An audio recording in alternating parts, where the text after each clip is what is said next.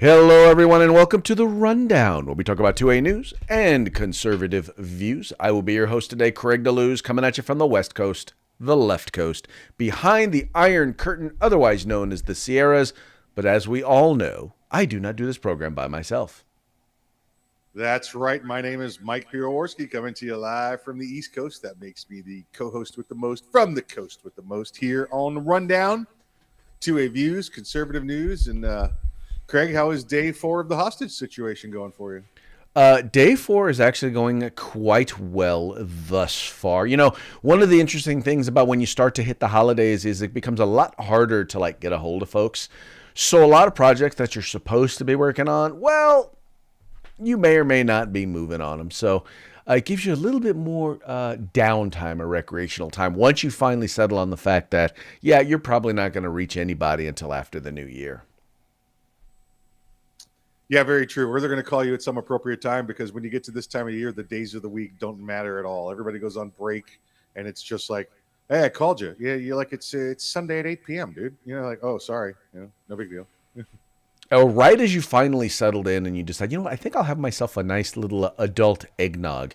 That's when all of a sudden people are like, oh my God, I need you to fix this. I need you to fix this. It's like, really, dude? Listen, I can just show you. I got calls at 11 o'clock last night, and people were just like, "Hey, what's going on?" I'm like, "It's 11 o'clock. I'm just chilling. What are you doing?"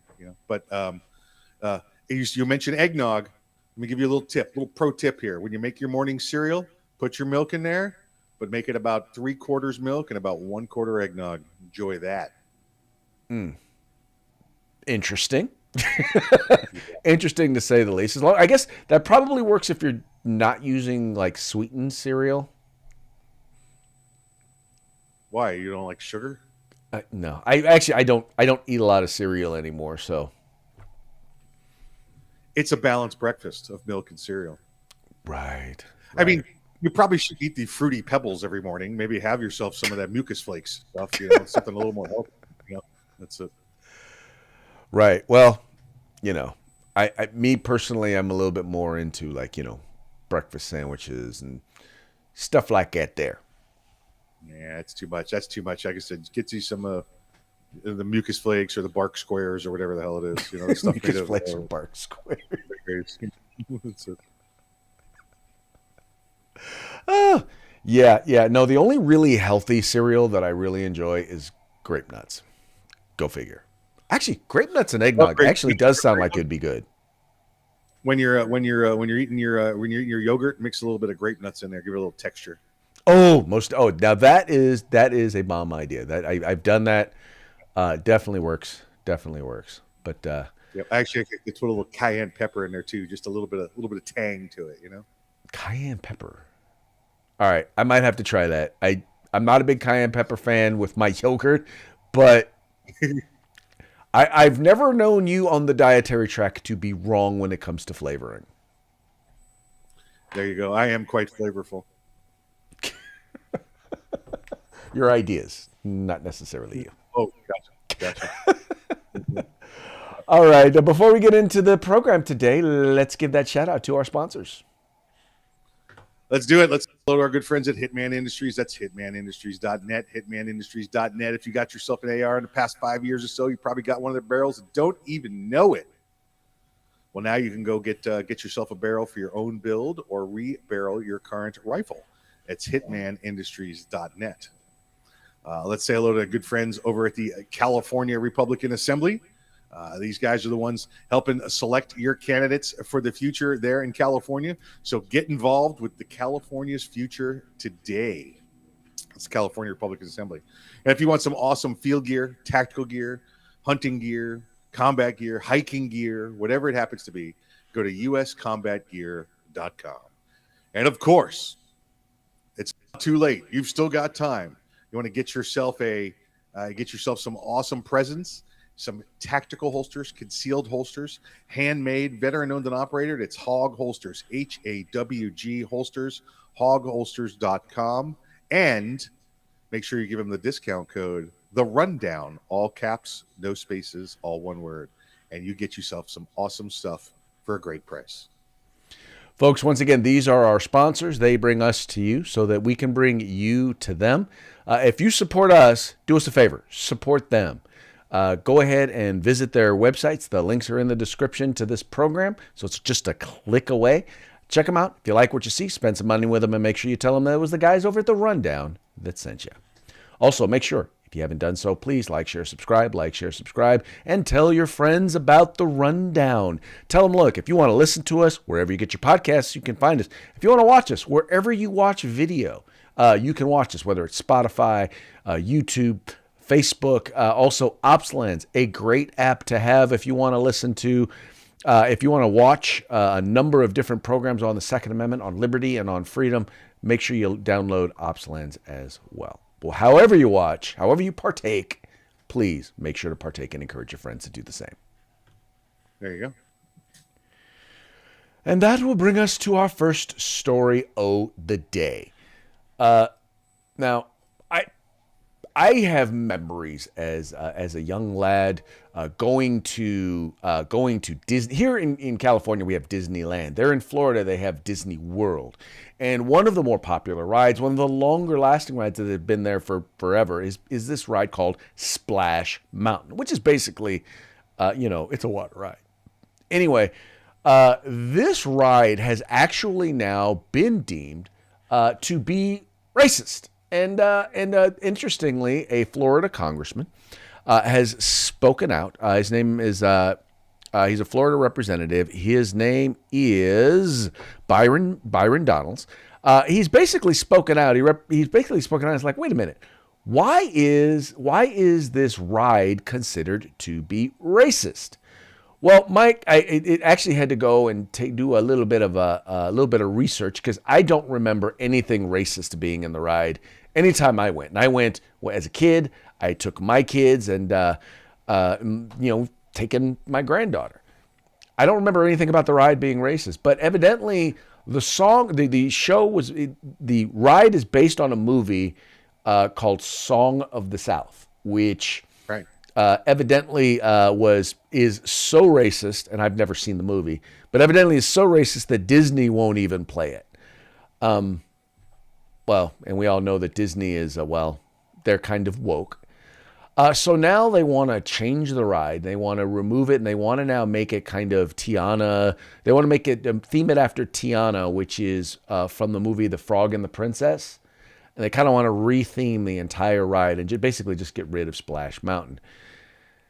And I know how I feel about it, but I'm trying to be a little sensitive and see, do they actually have a point behind redoing or getting rid of the ride? Do they have a point? Absolutely not. Except that they're a bunch of woke idiots. We're hoping that the new Disney CEO, now that Chapek's been fired, might put a little reverse on this. Listen, if you've never seen the movie Song of the South, it's a historically accurate a movie. Craig, it's like coming out and saying we're going to ban the TV series Roots because it's racist. They were telling a story is what they were doing, just because it happened to be during times that we no longer are part of, but it shows how things were in the past. It shows the error of their ways. It does not celebrate them in any way. Yet the Disney still says, there's black people in there and they're not the CEO, so it's obviously racist. Well, and see, I go back to this, and this is unfortunately part of wokeness. The whole woke culture is we have to go back into our history and look at entities or individuals in that day and that era, and we have to judge them based on what we know, what were our values today, not the values that existed at that time.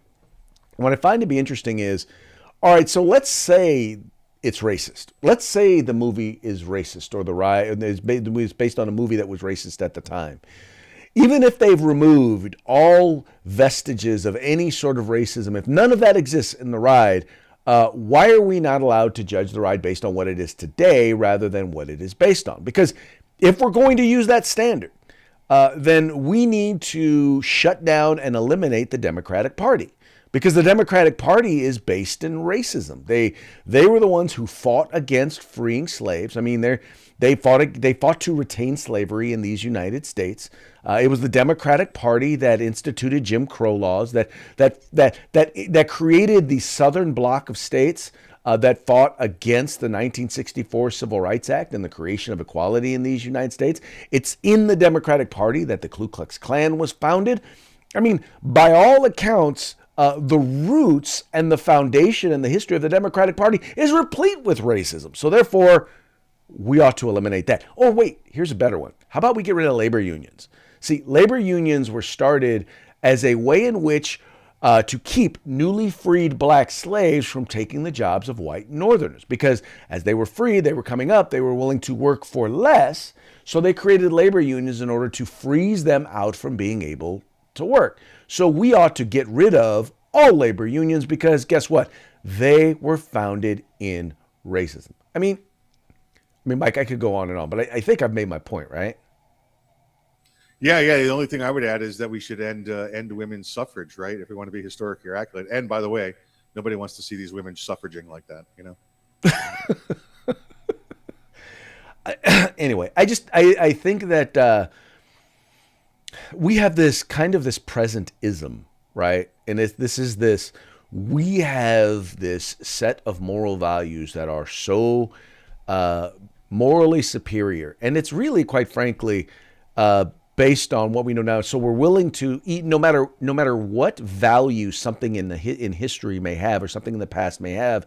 If there's one aspect of it that we don't like, we ought to get rid of it. And I keep wondering, what in today's society, how would we be presented in the future? What things would be removed from society, would be canceled because of values that we hold today that the future finds to be abhorrent?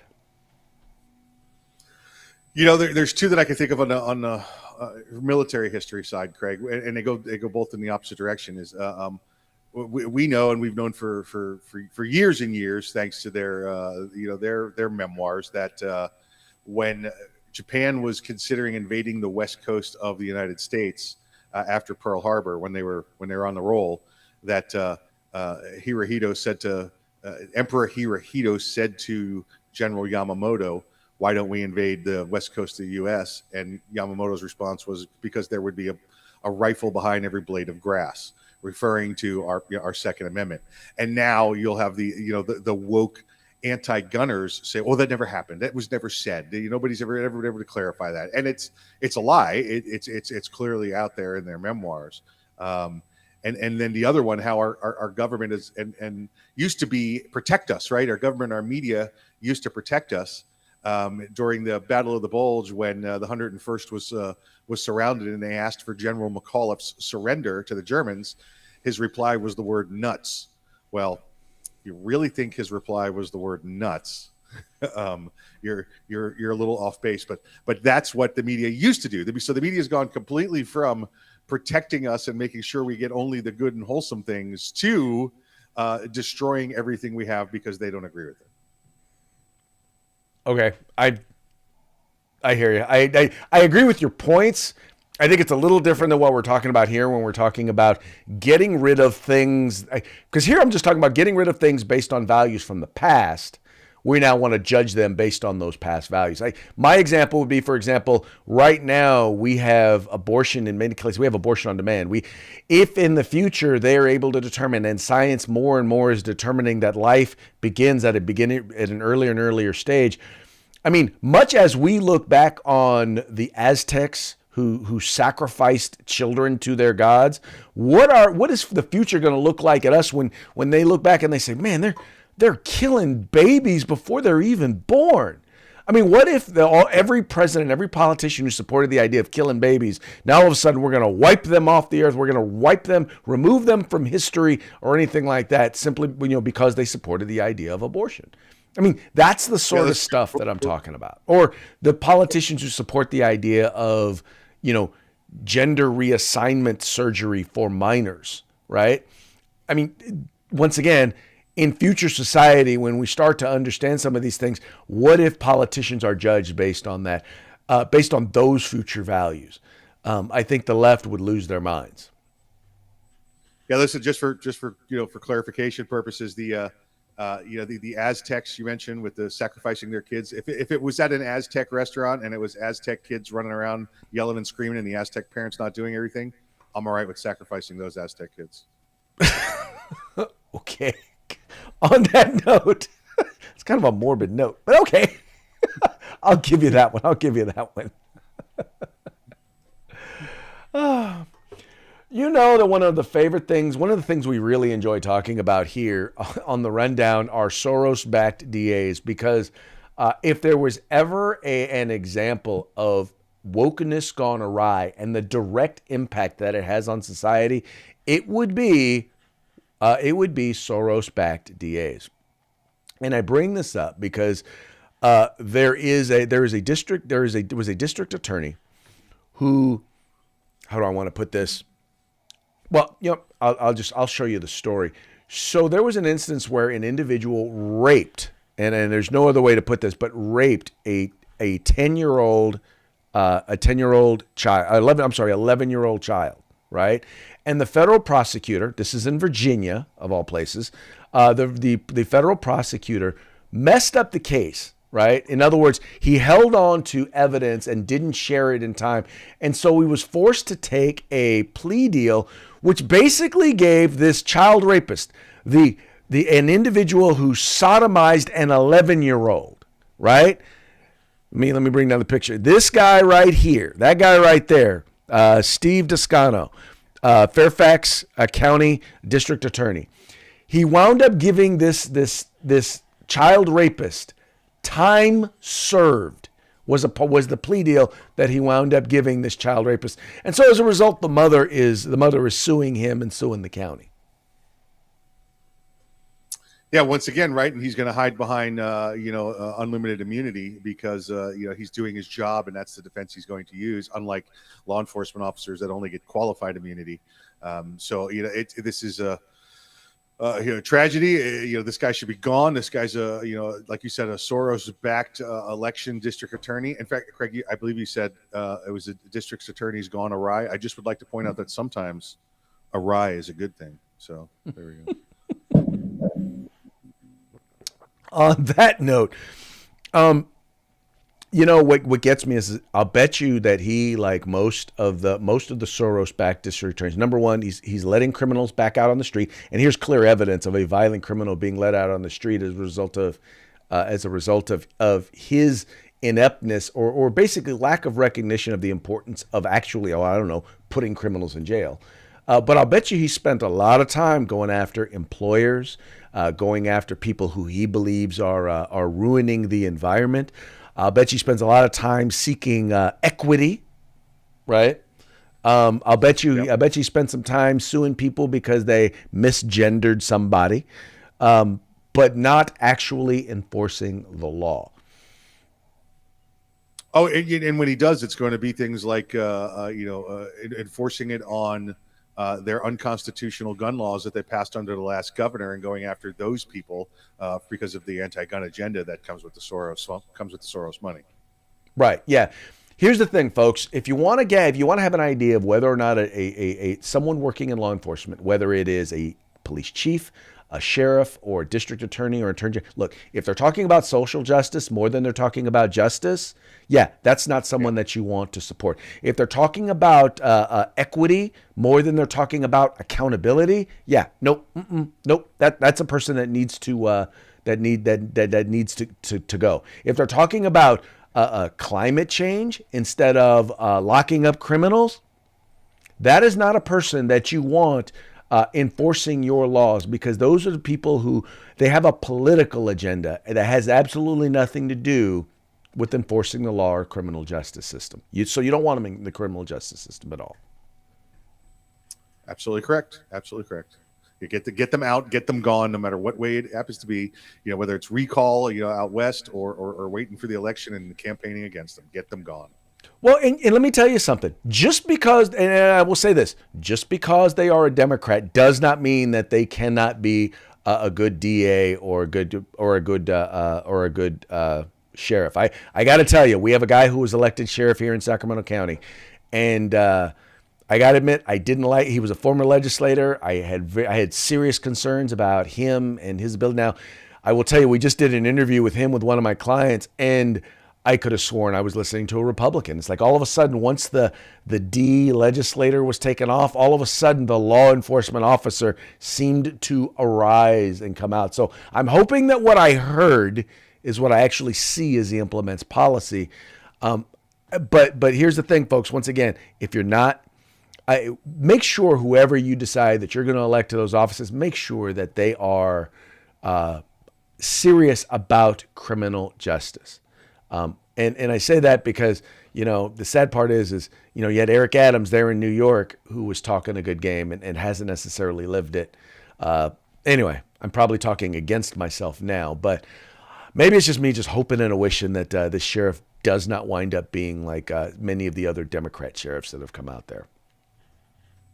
You're such a liberal, Craig. Did you buy his magic beans? Is that what happened? I did not buy his magic beans. Once again, it's me being hopeful. He committed. This is funny because I know him personally. The first thing he said to me was, "We are not changing the concealed carry policy." Now, mind you, we went from 250 concealed carry policies when the last sheriff took office to over 10,000 now that he's left office. And this sheriff has committed that he ain't changing nothing. He's still going to be issuing them the same way the last sheriff did. So I'm hoping he is a man of his word. Good stuff. We'll see.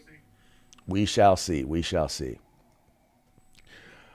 Oh, here's an interesting one. So Rhode Island passed a standard capacity magazine ban, and I don't call them high cap mags because, high cap mags. There are high cap magazines, but the ones they want to ban aren't just high caps. They want to ban standard capacity magazines, so that's why I refer to them as that. Well, the Rhode Island had instituted a standard capacity magazine ban, and it appears that a judge has upheld that magazine ban. Now, the interesting thing about this is you have some jurisdictions or some areas that have actually overturned magazine bans. You have some that have upheld the magazine ban. Believe it or not, here in California, not only did a district judge uphold it, but a panel of the Ninth Circuit of all places actually upheld it. So I got to believe, Mike, that this is going to be, well, actually, and then the magazine ban case, I believe, was sent back to the courts to look at again following the Bruen decision. I got to believe that this is going to wind up being a case that is either going to be overturned at the appellate level, or you're going to start to see this case make its way. These magazine cases make their way to the Supreme Court. Yeah, once again, what we see, Craig, is a Democrat-appointed federal judge ignoring the Bruen standard that's been put down by the Supreme Court. So you have them just thumbing their nose. We've already mentioned once today the difference between total immunity and qualified immunity. And here's a judge who knows what he's supposed to do and decides he's not going to do it because he'd rather legislate from the bench than rule with the rule of law. This is the kind of person that needs to go. And we need to ensure everything we can do to make sure that the proper judge is appointed. And how do you do that, folks? You put a Republican in the big house, okay? Put a Republican in the big house. They will appoint conservative lawyers and conservative judges. Craig, bring that story up and go down to where it starts. It's accurate. I want to give you some insight into what this judge has said. So scroll down or up, depending on what kind of computer you have. And did you know that people with PCs say scroll up, and people with Macs say scroll down? Did you know that? Did not know that. Keep going. Continue to go. Maybe you've gone too far. It's the paragraph that starts. It is accurate. A little more. I think you went too far, sir. Go back towards the top. It's equivalent of the story. That's the bottom of the story. That's the bottom. Okay, right. Continue. Looking down. You said begins more with it is not it's not entirely accurate. That one? Right. Yeah. Yes, that's it. So I want you. This is the reasoning that this judge gave for standard capacity magazines not being legal. It says Not entirely accurate to say that the victims of mass shootings are chosen randomly. True, they are random in that identities are usually not known to the shooter and appears to matter not to the shooter whether the next one killed is a particular person or the woman standing next to him. But in actuality, victims have not been chosen randomly. They've been chosen because they are attending a synagogue in Pittsburgh or a church in Sutherland Spring, or because they're sitting in a school classroom in Newtown or a high school classroom in Parkland, or because they were at a concert in Las Vegas or at a nightclub in Orlando. They were not chosen because of anything they did, but because of what they represented to a particular person with a gun and a lot of ammunition. Craig, what in the world does any of that have to do with the constitutionality of banning a magazine? Absolutely nothing.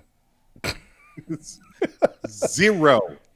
Well, but see, and keep in mind, Democrats believe, I mean, first of all, according to the Constitution, right, the role of a judge is to interpret a particular situation as the law and the Constitution applies, right? That's the job of a judge. It's not their job to right wrongs, right? It's not their job to institute their idea of justice. The point is the idea of justice, or what is justice, is supposed to be outlined in the law, and their job is to interpret the law. Democrats believe that the job of a judge is to right wrongs according to their own sense of justice, to interpret the Constitution to mean whatever they want it to mean in order to institute the justice that they believe it's supposed to be. And to me, anyone who has that sort of judicial philosophy is wholly unqualified to serve as a judge because they don't even know what their job is. Absolutely right. Absolutely right. I want to point out that this judge said, giving one of the examples of the Parkland shooting down in Florida, perhaps if the judge had done 8 or 9 seconds worth of research, he could have found out that the Parkland shooter used 10-round magazines in his rifle down there. Actually, Mike, I believe it was 5-round magazines. It was 10-round, 5-round magazines he had, because in Florida they're basically worthless. They're hunting magazines and nobody uses them. They just, because in Florida, I don't have to have a magazine if I go hunting that has a 5-round limit to it. I just have to have 5 rounds in the magazine for inspection. So I don't have to have one that limits my ammo. I could be trusted to count my ammo myself.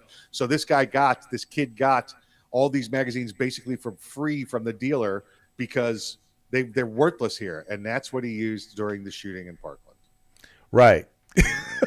But once again, knowing and understanding the law relating to firearms is not their concern. Knowing and understanding the technology or the industry or the history is not really many of these judges' concerns. Because you're right. If this judge had taken a few moments to actually look it up, they would have realized that, that doesn't exactly apply. And by the way, this whole little diatribe right here has absolutely nothing to do with this, because guess what? Long guns in particular are not necessarily the firearm of choice for mass shooters. Actually, they're more likely to use handguns. Yeah. Listen, we used to say in the military, listen, if you can't dazzle them with brilliance, then baffle them with BS. And that's all this is nothing but deflection and obfuscation. This judge is just trying to, oh, look over there. There's something else. He's trying to take your mind off of what the real topic is. Yes. That is exactly what is going on here. All right, in our next one, I know that you're hearing this, and I know that you read this, and you're probably like, what does this mean? So a mother in a cat outfit, right, decided that she was going to go and speak to a school board. Now, I know that you think she is some sort of weirdo, but she's actually doing it to make a point, and I'll share with you a short excerpt of what she had to say so that you can get an idea of what her point exactly is. I am a cat. Meow, meow. I'm not a woman dressed as a cat. I am a cat. By show of hands, I'm curious, how many of you believe and confess that I'm a cat? Great. By show of hands, I'm curious, how many of you believe that your child or a child from this school would believe that I'm actually a cat? No one. You are right. Truth prevails over imagination. Reality exists. Discernment is innate and something we are biologically wired to have. One look at me and you know this to be true. I am a woman posing as a cat. So Mike, the point she was making is in essence that we are now, I mean, talk about ignoring science. And it's funny how they want to call us the science deniers, yet the basic laws of biology seem to be the sort of things that Democrats want to ignore. She in her speech, one of the things that she noted was, look, if someone wants to be or wants to live their life as the opposite sex, that's their business. But when you start forcing that idea, when you start forcing these ideas that are quite frankly anti-science on our children, you've gone a bridge too far. And that's the reason why she's presenting or talking about this idea to school board members. Yeah, and listen, she's in a district where one of the teachers, who's also a board member, I believe, is he's decided that now he's a woman, he's a man, he can't make up his mind, and some days will be dressed as a woman, some days will be dressed as a man, and the way he dresses as a woman is, I think he let his hair grow a little, wears some lipsticks, and then wears his dead wife's dresses to school. And then in those days wants the kids to refer to him as the woman's name, as Mrs. or Ms. rather than by Mr. So, yeah, absolutely. Ridiculous that it comes to this. Craig, I do want to point out, bring the still shot up of her standing there again. If you could bring that up. First off, a little shout out to Super Troopers here. If you take a look at the title, this is something completely started by them. Hold on a second. I don't know if I can. Are you talking about from the story? Yeah. Bring up just bring up the story again with the you don't have to roll the video, just it on pause or whatever. Yeah. Unfortunately it doesn't. The story it has an image of her or the video of her. It doesn't have necessarily a. Scroll down. There, right there. Nope. Still go. Go up a little more. What's that say? Wokeness needs to end right meow. Right. Right meow.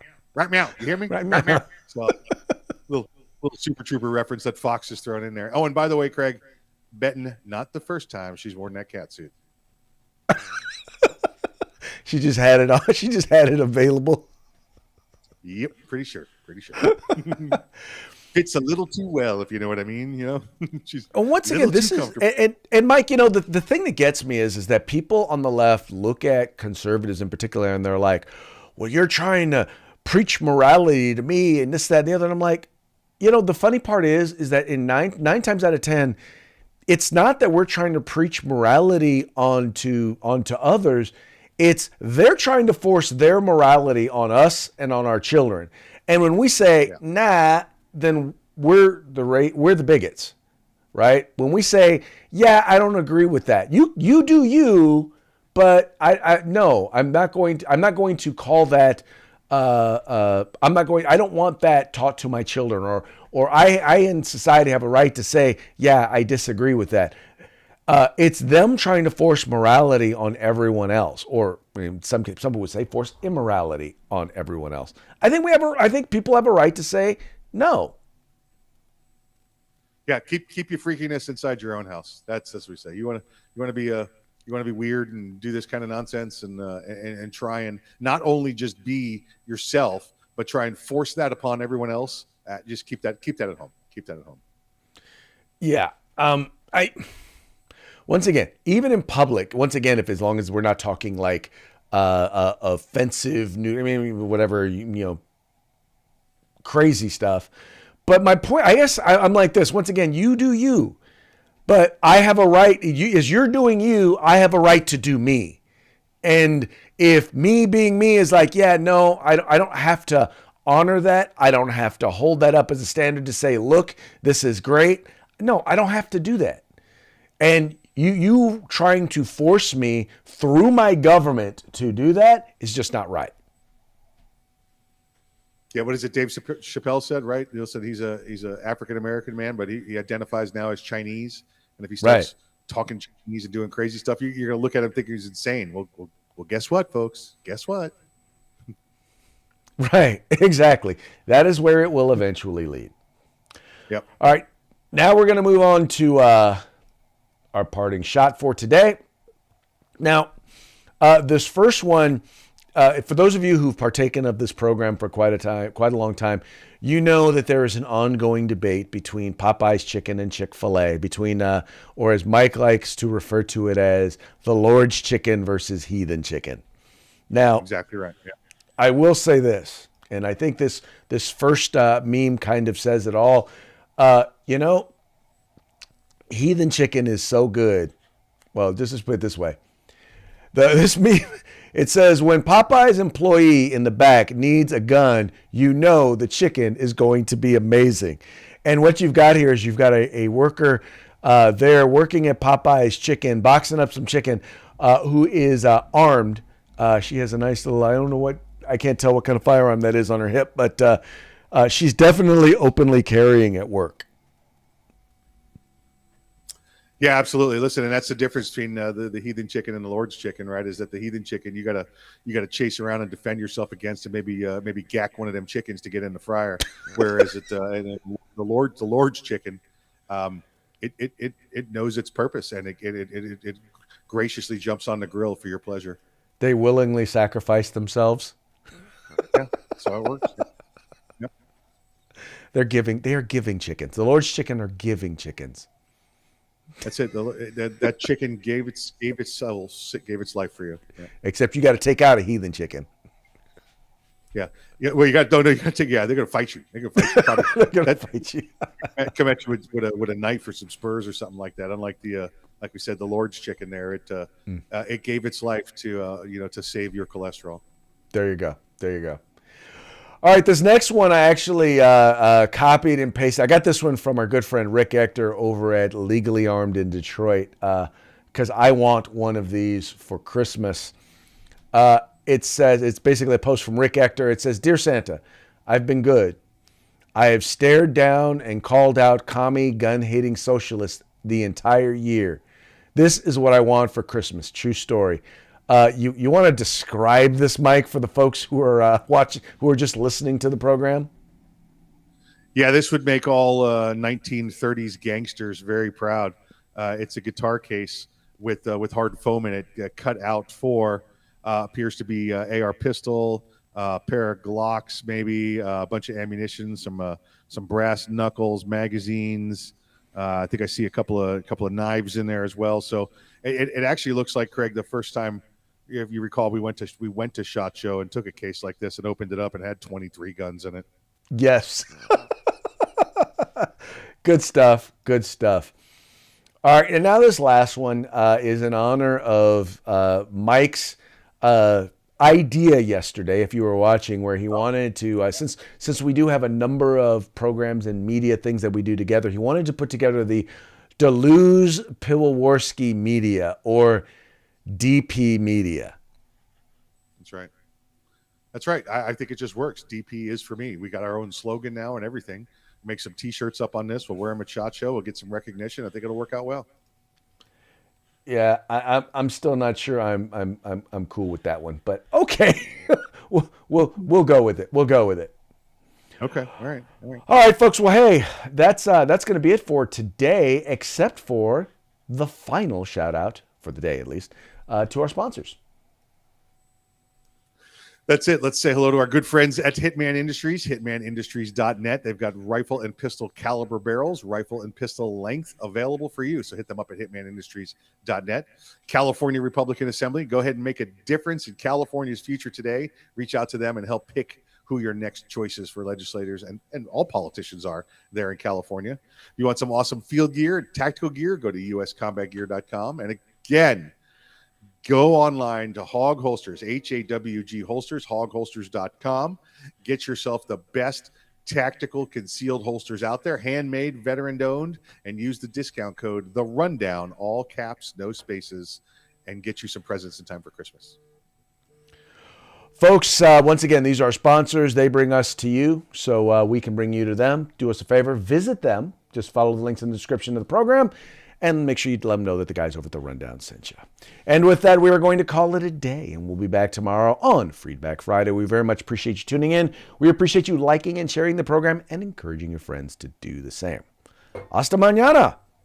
Have a safe evening. Tommy Lasorda.